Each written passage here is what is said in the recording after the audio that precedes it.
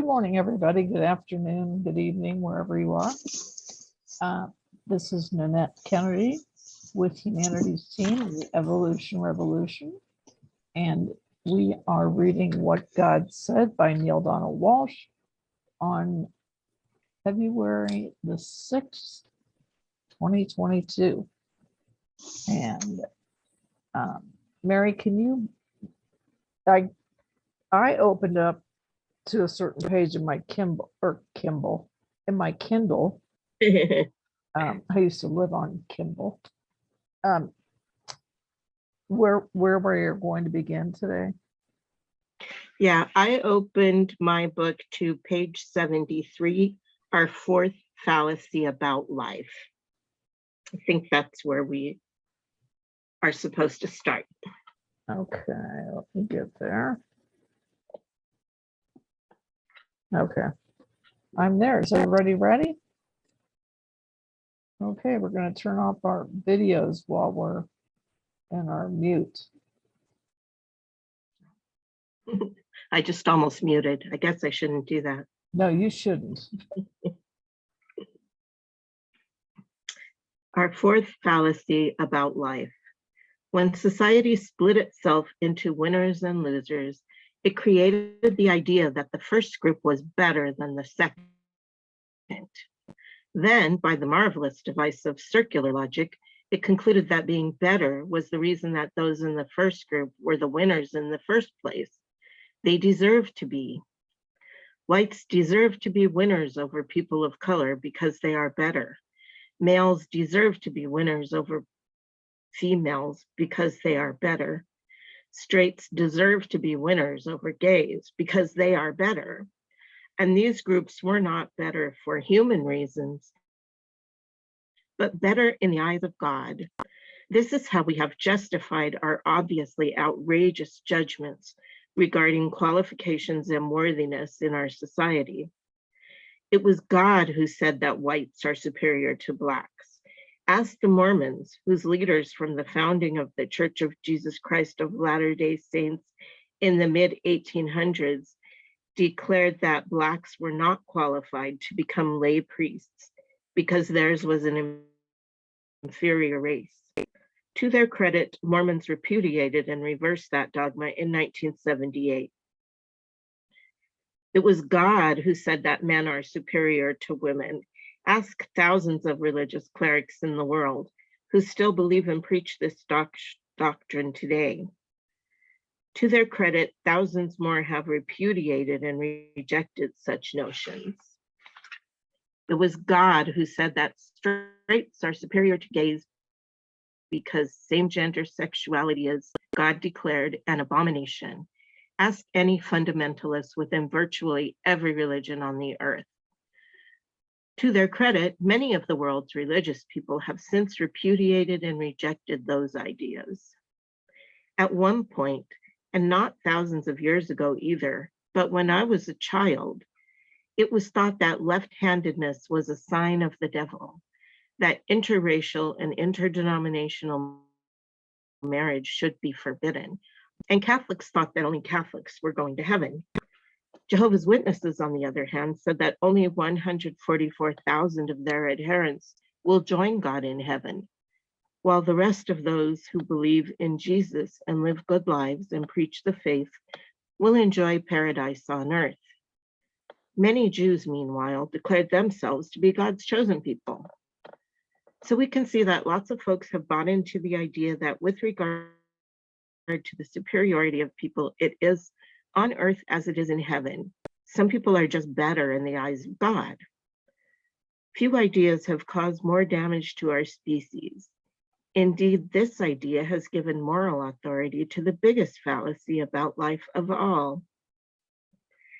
Our fifth fallacy about life. More people than you might believe feel very certain that it is okay to resolve differences between people that have been created by all the other fallacies by killing each other. Wherever did we gather such a notion? Read the Bible with a calculator nearby. This particular Holy Scripture tells us that over 1 million people have been killed at the hand or the command of God. Or look closely at the Muslim tradition of violent empire building in the name of Allah. We know that Pope Urban II launched 200 years of war, known as the Crusades, in 1095 that killed hundreds of thousands, mostly Muslims. Likewise, many died as a result of what are known as the Islamic conquests, which sought to create the largest spiritual political empire the world has ever seen, and which went on in various places across the globe from 634 to the early 1800s. In more modern times, expanding the moral code. In more modern times, killing by groups or countries for the purpose of simply getting one's way or building an empire has been repudiated by most of the human race. The result, these days, all such attack is called self-defense. This allows the species to justify atrocities under a moral code that most people accept. It is not ethically or spiritually inappropriate to defend oneself and to kill another in the process of doing that. And now segments of humanity have taken this idea one step further. They have declared that preemptive strike is an acceptable means of self-defense.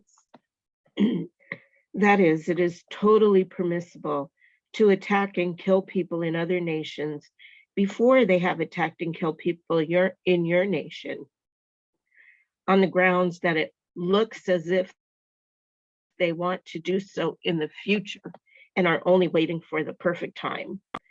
This is an expansion of humanity's more recent moral codes that pushes the acceptability of killing beyond previous boundaries. The concept of self-defense apart and aside, massive swaths of human culture have been increasingly inundated with messages in everything from motion pictures. Excuse me, I have to clear my throat.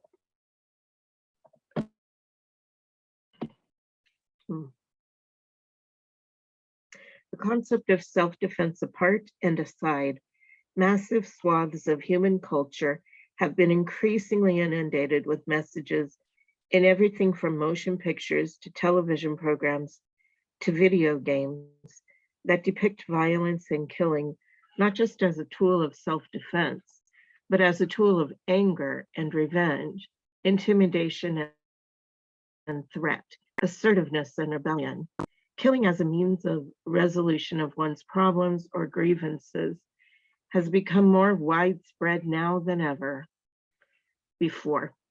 It is increasingly seen not as a horrible last resort, but as the first action of the powerful.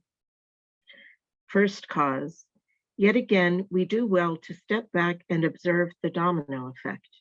It is our idea that we are separate from one another that allows us to entertain for even a moment the thought of perpetrating violence upon one another. This is first cause, and we are either not recognizing it or refusing to acknowledge it. If we thought that we are all one and that we do to others, we do to ourselves, it would never occur to us to resolve our differences through violence and killing.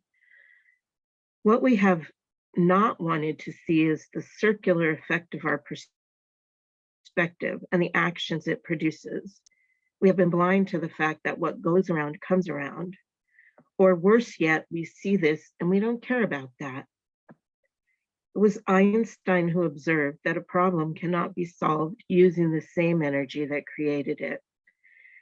Yet we continue to try to end violence with violence, killing with killing, injustice with injustice.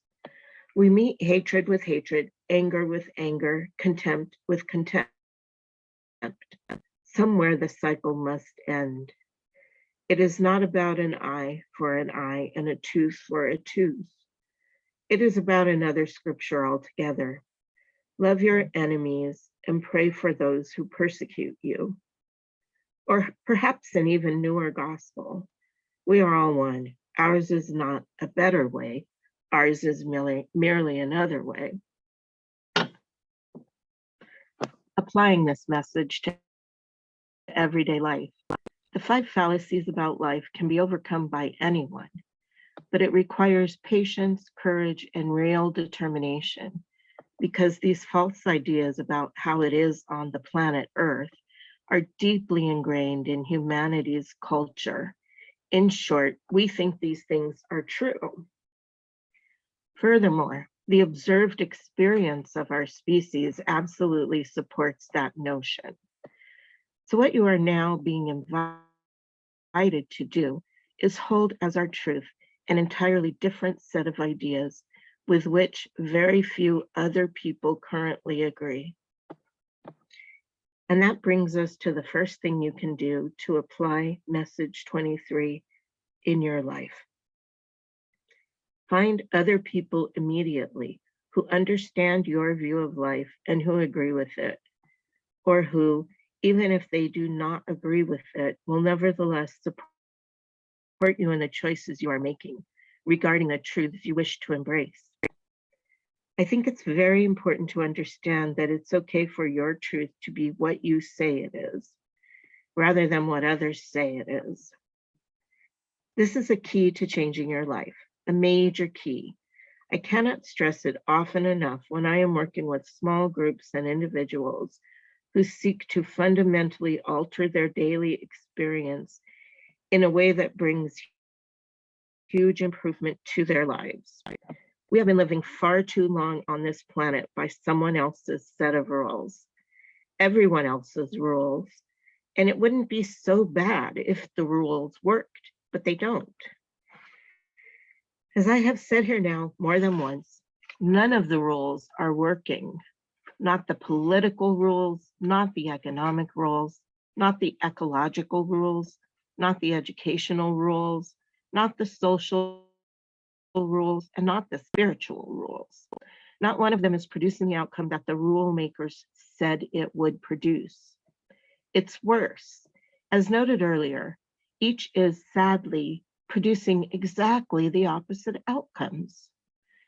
Still, and this is even sadder, we keep playing by the rules. What is clear now is that someone needs to change the rules. That looks like you and me and us. We'll explore this more deeply when we discuss CWG core message number 17, which says that there is no such thing as absolute truth, which brings us a circular question. Is that absolutely true? For now, simply know that it's important to immerse yourself with energy that vibrates in harmony with your own. Notice that it doesn't have to match your own, but it does have to blend. It does have to be able to exist simultaneously in the same space without violent disruption or major blocking opposition. Life, all of it, is comprised of energy. Energy creates everything, produces everything, comprises everything, expresses everything, is everything. And energy impacts upon itself. That is, energy affects energy and changes it. How energy changes energy depends upon the energies that are interacting. It is all about which energies are mixing. This is the best news you could ever receive, because this is something you can control. You cannot totally control the energies outside of you, but you can totally control the energy within you. And that is where the power is. And you can control the energies outside of you to some degree. I want to talk more about all of this a bit later, so hang in there with me. We're going to cover a lot of ground here. For now, exert what control you can on the energy around you. If you are not surrounded by harmonious energies in your present daily environment, there are 3 choices you have. You can A, adapt or remodel the environment in which you now spend much of your time. B, create a new or alternative environment and consistently spend quality time there. Or C, leave your present environment altogether and move to another. Here are some suggestions surrounding those ideas. Invite the person or people you are living with to explore and discuss your thoughts about life on a regular basis, not just once or twice a year when they express their disagreement with you. Ask those around you to support you on your journey and in living your truth. And to make it easy for them, suggest specific ways in which they can do that. Find or form a discussion and exploration group of people from outside your daily environment who agree with your point of view about life and who are living it, and create or attend gatherings with them on a regular basis to give and garner emotional and spiritual support. This could be a New Thought church in your community, or simply a small circle of acquaintances who regularly get together in their homes, or both. Use the internet to connect with like-minded persons and to share your ideas about how our mutual experience could be if we dropped the 5 fallacies about life and embraced new truths regarding separation, insufficiency, competition, superiority, and conflict resolution. Remember this motto: sharing helps sharpen. Sharpen your clarity about your point of view by expressing it and exchanging ideas about, Sharpen your clarity about your point of view by expressing it and exchanging ideas about it with others on websites designed for such interaction, like www.theglobalconversation.com. And Which that was- doesn't exist. Okay, I wondered. Which was created for exactly this purpose and no longer exists, sadly. Keep an insufficiency list, and every time you think you do not have enough of something, jot down what that is on your list. Then take a really good and fair look at why you think you need more of that, and at what having enough of that would look like. Ask yourself how you've managed so far to survive without enough of that, and then ask, what does having enough of this have to do with my true reason for being on the earth? Be sure that you are crystal clear about your true reason for being on the earth.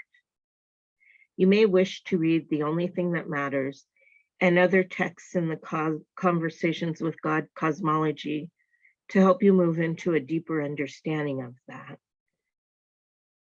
Create a superiority history notebook, and in it begin a recollection narrative of all the people to whom you have felt superior at one point or another in your life. Write a paragraph about each person or group, i.e. fundamentalists, Republicans, Jim Brown, today's youth, my husband's family, whoever, and explain why you felt superior and what caused you to change your mind about that. Or if you haven't altered your opinion, ask what, if anything, might change if you dropped your idea of being better in some way than that other person or group. Be honest with yourself around this. Nobody is looking and nobody is going to read your notebook. Make a list of all the things you see in a person of whom you disapprove that you also see in yourself. Do this person by person as you run through the names of people you don't like, or at least don't choose to spend a great deal of time around, which, if you are honest with yourself, may be the same thing. As an exercise with your discussion and exploration group, invite the group to devise at least 5 ways that it believes violence or war could be circumvented in instances of major disagreement between nations or between people within nations. See how many of these approaches could be applied in your own life. Ask your discussion and exploration group to write passages of a new cultural story for humanity in the following areas: politics, economics, ecology, education, society, spirituality. Share these passages in discussions with the group and see if it can reach consensus on their content. Notice how the group itself approaches and resolves differences. Submit your final wording as suggested content for humanity's new cultural story at the website that doesn't exist. End of chapter.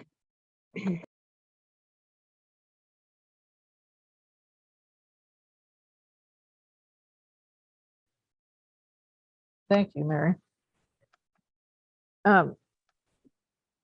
Boy, a lot of things went through my mind while you were reading that. Not the least of which, and it shows you how much news I watch. But I was watching the Olympics at the opening ceremony, and I didn't realize that China has got a group of people that they are killing, and it's being called genocide. And for that reason, a lot of dignitaries from other countries have not shown up for the Olympics. And I don't even know if that's going far enough myself. But having said that, I also thought about the Rwandan genocide and the woman that went in and forgave her, the people that killed her family with machetes. She went into the jails and forgave them. There are so many things. And the other thing that first off the bat, when you started reading this, I thought of, and I don't remember how old I was, but I was pretty young. And I think it was the movie, The 10 Commandments. It was one of those epic, like Bible stories. And when Moses parts the Red Sea and the Egyptians come in, the sea closes up over them. And I remember saying out loud to one of my parents, that means God takes sides. And I don't believe that. And, they didn't know how to answer me. Anyway, that's my first thoughts here for this discussion. Anybody else would like to come in? I watched the Olympics last night, and there was a girl from Vermont, Hannah Soar from Killington. Killington is not too far from here. So she made it all the way to the second to last before the medals. So she went all the way up there, and they showed the Killington people cheering for their daughter and stuff. It was neat. All their friends in a Killington pub that I've been at, so it was kind of neat. But yeah, I read about that, the boycotting, right? They're boycotting that, yeah. But not everybody's doing it. What countries are doing that? I didn't really hear what countries. It's mostly Western countries. Mm-hmm. But just the very idea that that's going on amidst all the money that's being spent to put those games on. Billions of dollars, right? Yeah, billions. Because if you watch the opening, the fireworks display alone was mind-boggling. You know. So I think it's mostly, cat was biting my foot. Sorry about that interruption. Anyway, Mirko, you had your hand up, and then we'll go to Ariana. So you can go ahead and speak. My consideration today, hi everybody, and my consideration today is about an idea that I listened 2 days ago from a coach in your country from Los Angeles. And his name is Robert D. McDonald. I don't know if you know this person. He was talking of a very good idea for me to solve these fallacies that we talk in this chapter. And he talked about the idea of improve our, it seems simple, but it's not very simple. Improve our communication skills. Because he said that we are invited today to train ourselves with people like coaches, people who work in these fields, like Neale, for example. If you see Neale, he does this exactly. He listens to people in a way that is called empathic listening. And I want to finish this suggestion only saying that this person 2 days ago was saying a phrase that for me is, I'd like to ask you this question. He said that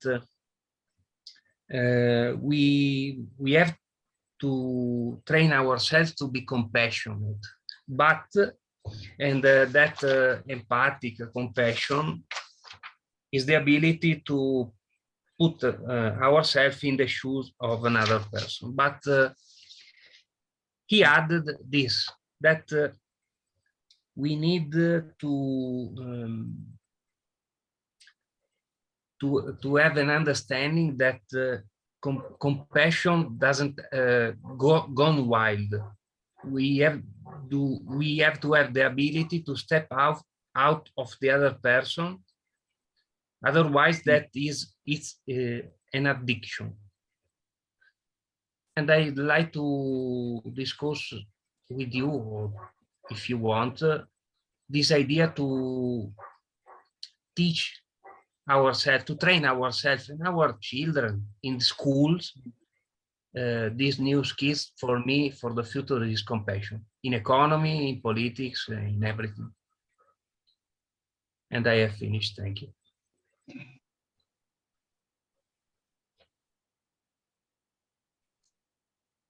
You're muted, Nanette. Sorry about that. I'll repeat myself.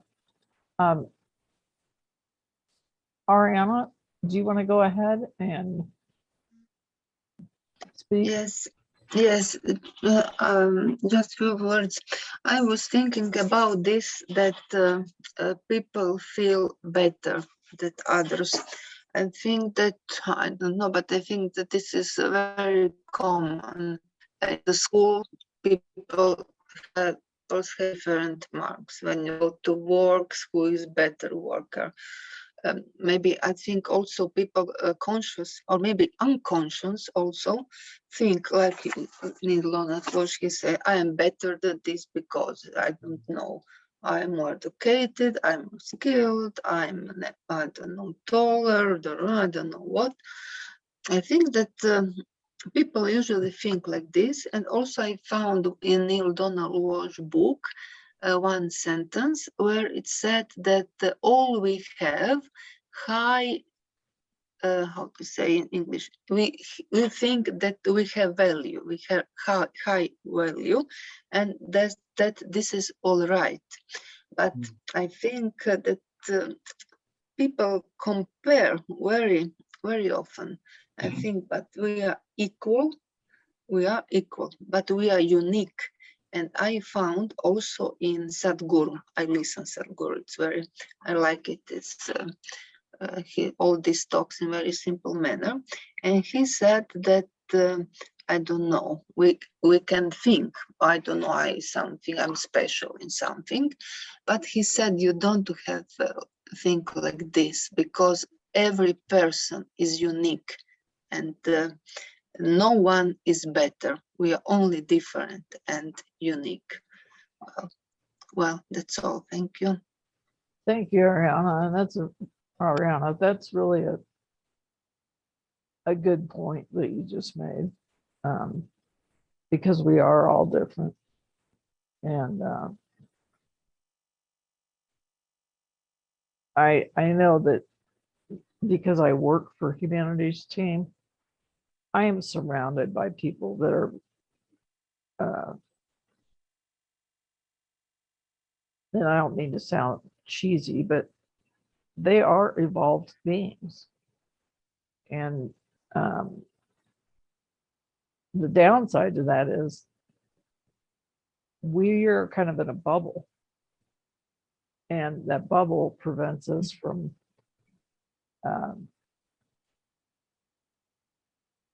seeing the other side of the picture. But it's not like we all don't know that there's issues with people thinking that they're better than everybody else. And we've all met people like that. And usually that's my cue to exit stage right. Because I have very little, and this is not a good thing, but I don't know what it is. I have very little to zero tolerance for bigotry of any kind. Yeah. And anyway, who else wants to say something? Mary, go I ahead. do. I agree. Hi, Anne. I didn't say hello. I agree with like Mirko talking about the importance of compassion. I think if we go back to the very first thing and recognize that we are all one, compassion comes naturally, because then we know that what we do to ourselves, I mean, to another, we do to ourselves, you know. If we're all cells in the same body here on Mother Earth, like the same, you know, organism, like if you cut off your toe, it still hurts. So even if you think that person is your toe and not your brain, they still matter. Yeah. Sorry, but also the feeling superior thing, what I agree with what Ariana said, you know, we all have our ways in which we are special. A thing I think really helps, and I think you were saying that, Nanette, is just being around different kinds of people. The more that we are able to be around different kinds of people and come to see other people as human beings too, I think the more that opens our minds. And I think the problem with a lot of like the fundamentalist sects, where they really believe that like they are the chosen ones in whatever way they believe that, and everybody else is wrong, is that they mostly hang out with people who are the same.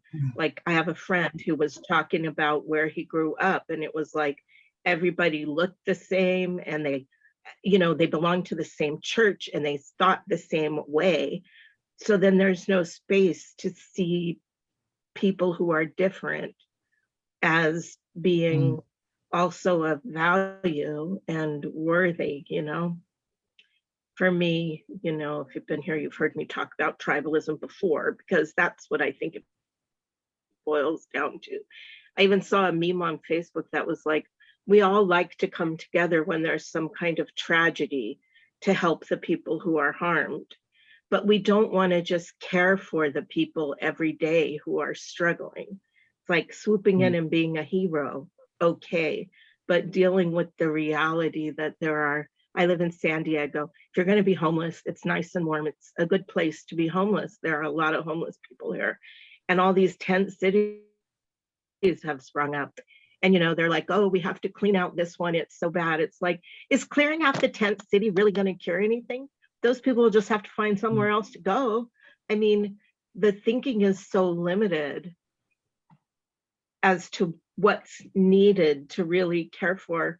You know, we have enough funds. Money is probably a thing a lot of us feel like we don't have enough of if we do that exercise in the chapter, but there's plenty to take care of everybody on Earth. If only we could divert it that way. So, all right, I'm done. I'll stop before I launch into a full-fledged rant. Thank you. Bima, would you like to say anything? Yes, I can say that I feel a little overwhelmed by all crazy things that are happening, so much suffering and so much killing and so much dying and so much, I mean, even in Sweden, it's growing. It hasn't, I couldn't dream of that when I was young, but there is so much shooting and killing. Every day, that's the news. Oh, wow. And for me, I can feel inside that this is part of to be here, to understand, to go into it, to take it in and go deeper into the light, into the healing energy. I can't take care of everyone. It's too much. I mean, it's impossible. But I can be in an energy frequency and meet up with others, so we are getting stronger, so we can vibrate in another dimension. I can't see. I'm too old to start. I have done so many things in my life, and I can't do it again. I can't start up the same kind of projects.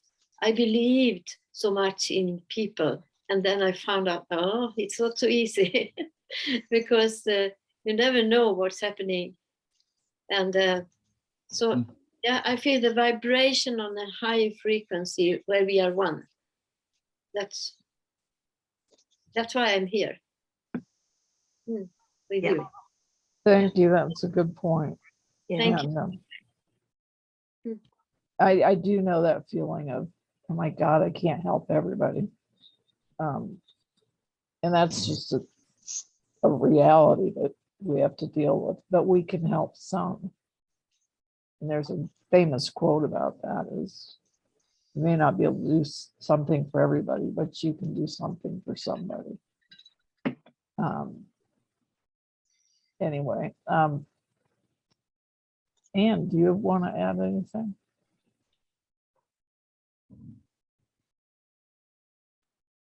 Yeah, I said one Hi, question. Oh, everybody. excuse me.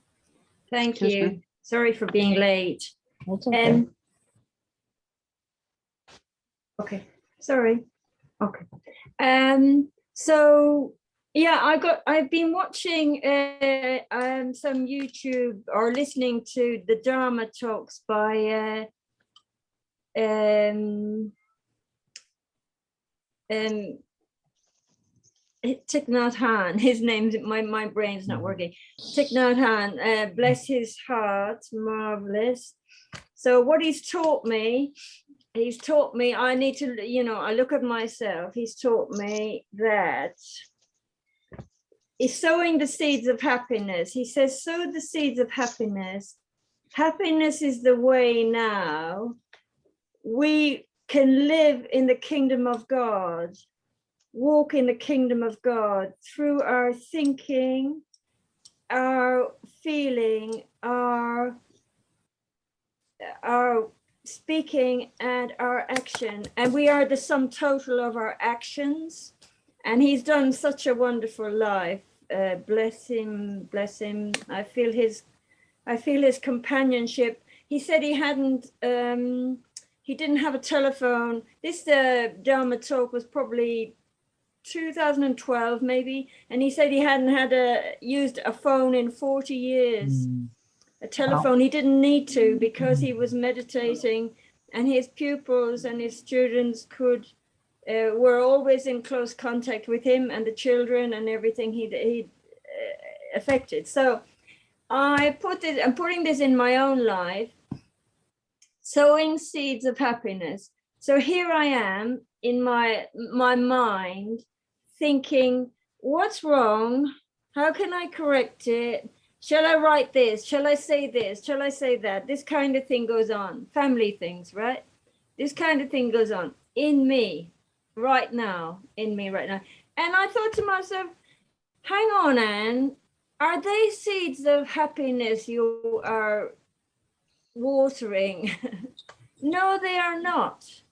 If you want to correct people and, I speak for myself, okay, if I say anything, no matter which way I say it, these are not seeds of happiness that I am watering.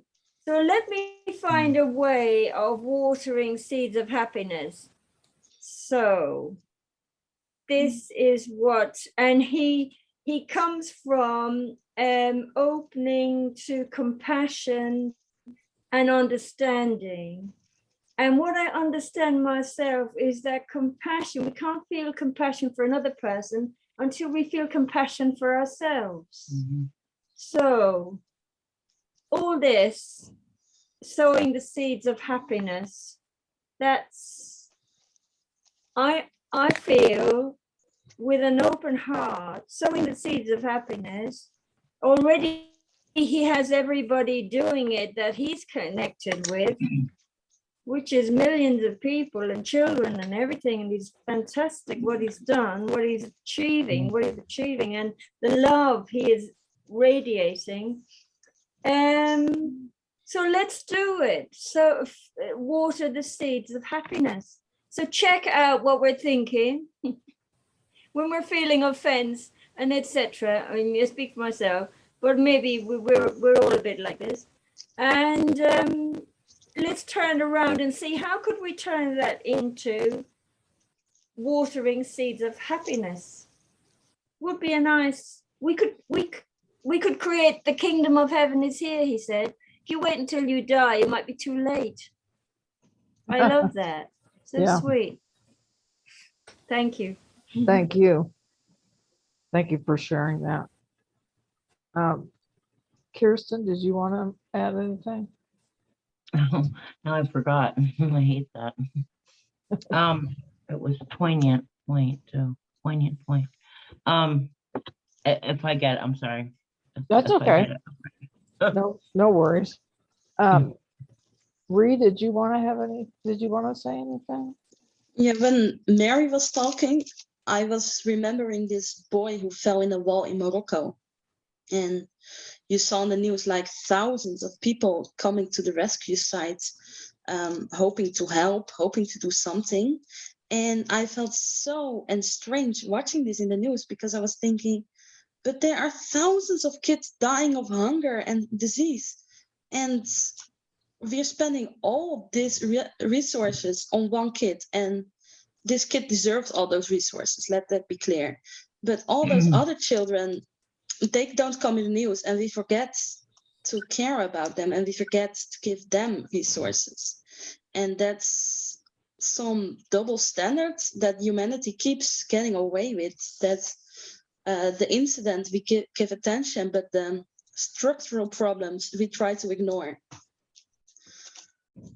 And a completely different point, when we were reading, the author encouraged us to reach out and find community. And I was like, I did it. I finally found people. I found a book club. So that's, to be exactly reading that the first time I found you people, that was great. Well, thank you. And you're very welcome here. And while we have been doing a lot of laughing today, we also do quite a bit of laughter here, because I don't think we all take ourselves that seriously. I mean, we're serious when we're serious, but and Ariana, did you want to follow up with something? You're muted. I wanted to say the one sentence, follow me. You are talking about another thing. I also wanted to say that I have read, I don't know if in these books or in some other book, that who feels superior, that behaves as inferior. So when I feel superior, I often remind, when I see this, maybe I behave inferior. But I think, I don't know, I every day have to work with myself. And I think that it's a long process to be better person. Yes. Thank you. Thank you. Mary? Yeah, I wanted to say, like what Ree was saying, goes back to that thing of the people who are in those hardships deserve it, right? The people who aren't in those situations put it in their mind that the people who are deserve to be that poor. And I really think a lot of that is a defense mechanism, if I think that all those people living on the streets deserve it because they did something bad in their lives to end up there, then I can say, well, I'm not doing those bad things and I'll be fine, right? I, on the other hand, am like, one paycheck away from ending up there, except that I have family and friends who wouldn't let me. But, it's like it goes back to compassion again, not being able to see that everybody's human and we all face rough times, and some people don't have resources or whatever, they're living in other countries that don't have resources. I'm sorry, I'm babbling now. I just wanted to say that think about it goes back to the feeling superior, like we feel superior, so we don't have to worry about those people because they brought that on themselves, however they did that. It's a nice kind of defense mechanism, I think, for a lot of people. Over. Thank you. And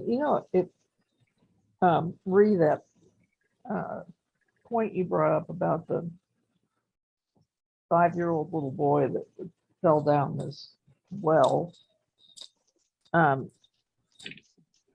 There is in me an innate thing where, I didn't know about it until yesterday. And I looked up some videos and I thought, and this, by the time I even knew this was going on, he'd been saved. So I didn't have that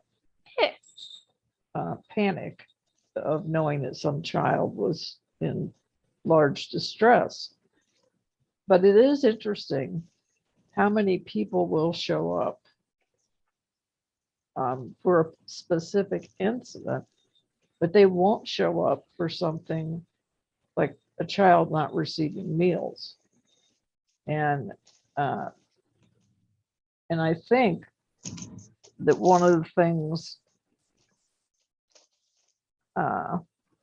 we can all do, and I'm not sure of the logistics of this, but we could all feed somebody. I mean, it might not be a top sirloin with, asparagus, but it would be a decent meal for especially the children. And that's it. I was going to say something else, but it wandered off. So, anybody else?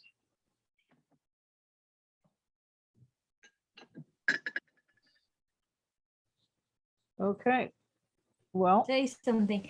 What I understand is that, is that okay for me to speak? Sorry if I'm speaking over someone. What I understand is if we listen to too much negative horror, which is what the news and the media feed us, that is a food also. Our heart closes, our compassion closes. So it's not wise if we want to be grow compassion. It's unwise to feed ourselves our own negative, because we are being fed, and then we are redoing that all the time. Not just the instances they show us, but somehow it starts a wheel going round. So, and it's interesting what Ariana said there about if you sort of put yourself across as superior, you're also inferior sort of thing. You are acting inferior, but it's a kind of an insecurity, isn't it?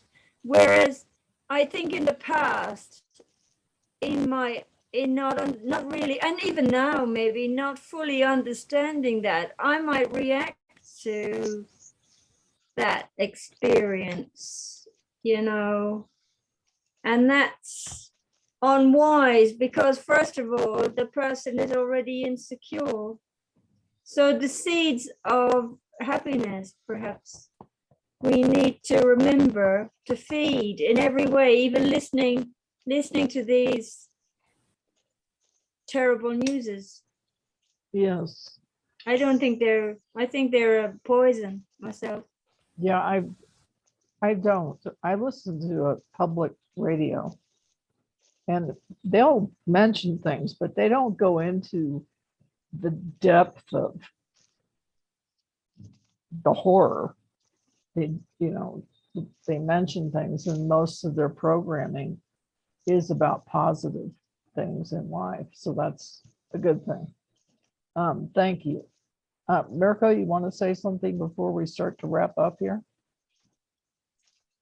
I only want to say to all of you about what you're talking, that Neale, in the last days, to a person who asked him, what can I do to, for example, to feed the people, to help solve all the problems, or what can I do? And Neale said to this person a very important thing, that we don't need to solve the problems of the world, to feed all the people.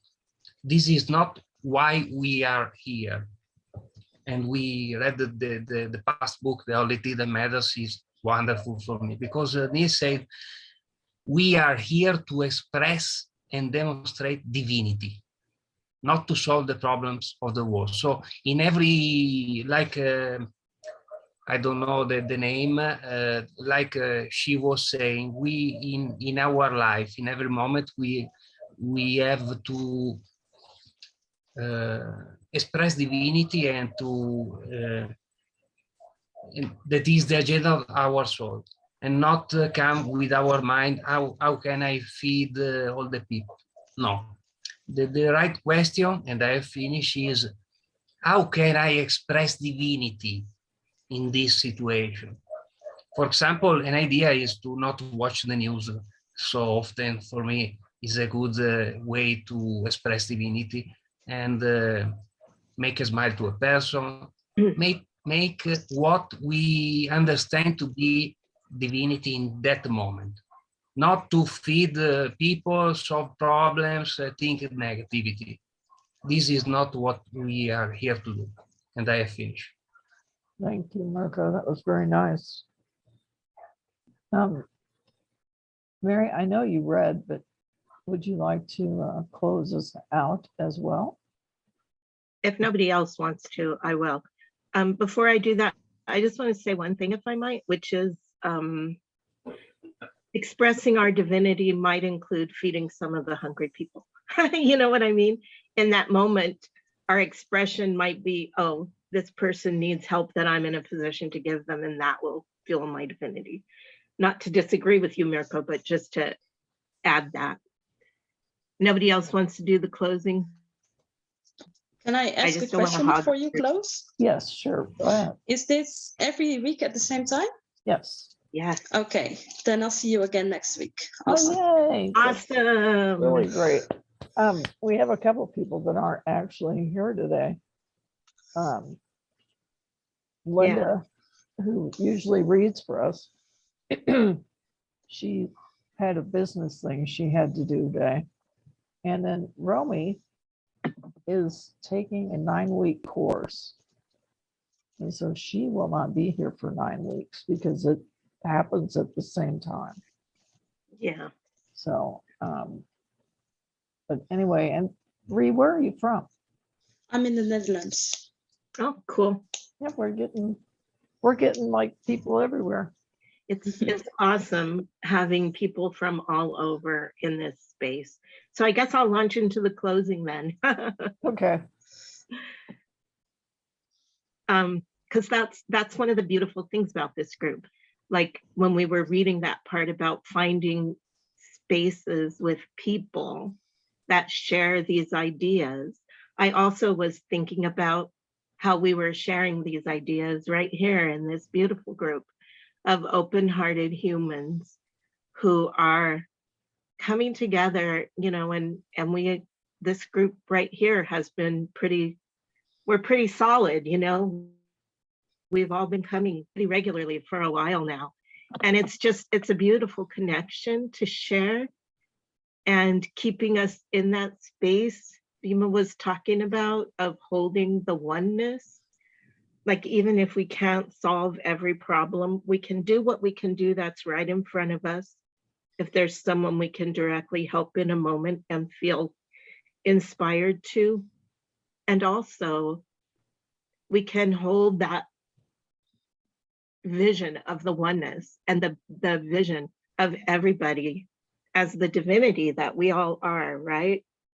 There's no way to feel superior to people when we recognize that we're all different expressions of divinity having our life here on earth. And so this week, that can be something that we think about, the way in which all of the people and things and everything that we encounter, everything is divinity, you know, the late train, the bad traffic, the person who steps on my foot and doesn't say sorry, you know, the people who we think are being heartless and cruel in their actions. Everything is divinity, and finding a way to find that place in our heart where we can look at everything and everybody and say, everything is a divine expression.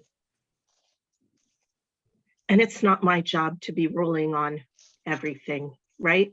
As soon as we're judging, Anne has talked about this before, as soon as we're judging, we're putting ourselves in that position of I'm superior, I'm right, I know what things are supposed to be like. And if you're not falling in line, you know, there's something wrong with you. And I say that as someone who has been very judgy in this lifetime and still can be, and I'm still a work in progress. We all are. So as those thoughts come up this week, I'm going to try to just remember to open my heart up and remember we're all one thing, different aspects of the one, and we're all expressing in that moment what it feels like we're meant to express. And the more I can accept the variety of the human and other experience and just hold that vision of oneness and divinity while doing what I can in the physical as I'm moved to do so, brings more peace and joy to my life. So that's what I have for today. I love you all. I love you too. Mhm. And thank you for reading. And I would love everyone here. I'm so glad we have connected. And, you know, I need to look up, but I think this group has been formed for at least 7 years. Well, And I need to look it up just so I can say how old it is. But we've been doing it for quite a while. More, And, well, I started in 15. I started with Humanities Team in 15. and we were already doing it then. Yeah. But I don't know how new you are. I don't You know what I even, mean? I don't know. I I don't didn't know how write long it. you've been- I didn't write it down. But Yeah. anyway, everybody have a great week, and Mhm. remember what Mary said, you know, But about being open when you're going about your whatever you're doing during the week, and try not to judge. And I'll leave you Mhm. with this thought. Since the pandemic, we have not been able to do this, but I love to go out and do the free hugs business, yeah. because you cannot have a sign that says free hugs and then turn Mhm. somebody away. Mhm. And I've hugged people that were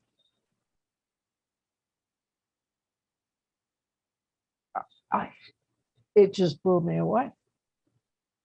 I mean, they were in such bad shape, and Mhm. a lot of them were homeless. and they needed that embrace. Mm. So Yeah. once we get past this thing, I'm going to go back out and start my free hugs again. I've never done it, and I really want to. I It really want to is, do that. I mean, it just makes you feel so good. There was a Yeah. guy in a wheelchair. He was homeless. And my son, who then was in his late teens or early 20s, he used to go with me. And he would be in tears of joy. He would come up to me after he would hug somebody that everybody else would have turned their backs. Right.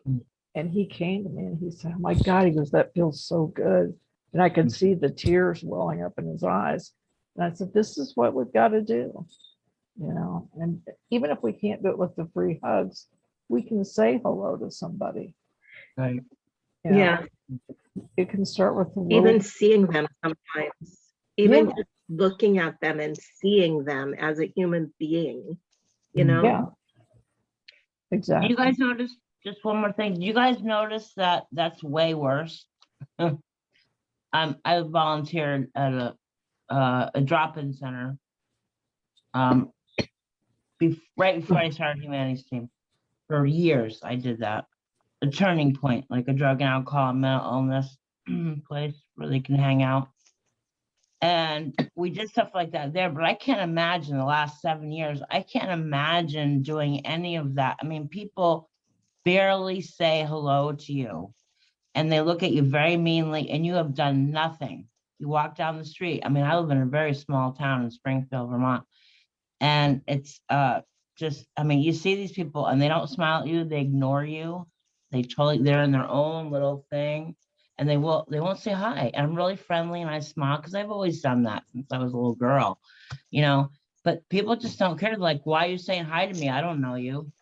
I had one girl say that to me one time. I was just being friendly. And she said, "Well, why? I don't know you.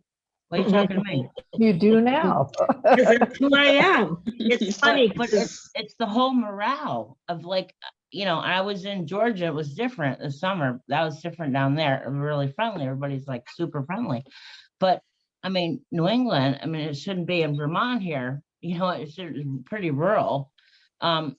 It shouldn't be that. And they, you know, it didn't used to be like this. For my own experience in Vermont, it was never like this. I mean, I used to walk up and down for an activity, working with Technohan's activities, and just walk and smile or wave. And you'd be surprised how many people wave back. Not many. So, think you it know, it's like an varies a lot. exercise. And like, if you're walking a lot, which I was, I need to do that more. But it's not that many people now. And now I bet it's worse because I haven't done that for 5 or 6 years, but I bet it's worse now. I bet if you walk down your street and you make it a point to very nicely smile to somebody and say hello. See, I mean, maybe your town is different, but there's just so much violence now. There's so much hate. There's so much cult-like behavior, and they just don't care. Mean people. And there's no sense to be mean to somebody that's saying hello to you. There's no sense in it. So those people have been trained or conditioned. I don't know in the times, because I'm telling you, it was not like this years ago. It was not. It's just some people are so angry and mean and they really don't care about you. And they're telling you they don't care. You know, why are you waving to me? Why are you saying hello to me? I don't know you. You know, Well, and they just tell It you to F really off. I mean, I've varies. had people say F off. Leave me alone. I'm just like, so okay, I won't do it. So I like stop doing it because I got so many negative things and I want that negativity in my life. So I stopped doing it, mind my own business, you know. And it sucks that I had to do that because I'm a caring, giving person, but it almost doesn't pay. It's not like it doesn't pay to be nice, but it's like you keep getting stabbed in the back when you're trying to be nice to somebody, you're not going to do it anymore, you know?